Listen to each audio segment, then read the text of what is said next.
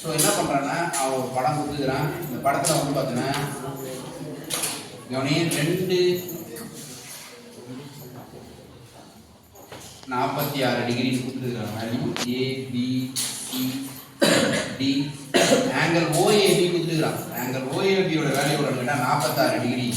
OABயோட value கொடுத்துருக்கான். Angle OBCயோட value நான் கேட்குறேன். ரைட்டா? இப்போ படத்தை பாரு. டெய்லி கொஸ்டின் கொடுத்துருக்கான். படத்தை பாரு. ஸோ ஃபர்ஸ்ட் என்ன படத்துக்கு படத்துக்குள்ளேயே படம் போடணும். என்ன பண்ணுறாங்க? ஆங்கிள் OAB எங்குதுன்னு கண்டுபிடி. இது O, இது AB. அப்போ இது ஒரு ரைட்டை ஸ்ட்ரைட் பண்ணிடுது.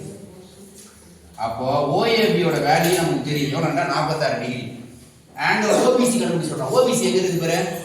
OBC இதோட வேல்யூ நமக்கு தெரியாது. ஸோ தெரியாத வேல்யூ என்ன பண்ணுறேன்னா சும்மா பாக்ஸ் மாதிரி போடுறேன். தெரியாத வேல்யூ. ரைட்டா? இப்போ 2 இருக்குது. இது ரெண்டுத்தையும் சேர்த்தா இந்த படம் எப்படி இருக்குன்னு பாரு. பாரு, ரெண்டுத்தையும் சேர்த்தா ஒரு செங்கோண முக்கோணம் மாதிரி இருக்குதா? கரெக்டா? ரைட்டா? செங்கோண முக்கோணம்னாலே நமக்கு தெரியும் 90 டிகிரின்னு சொல்லிட்டு தெரியும்.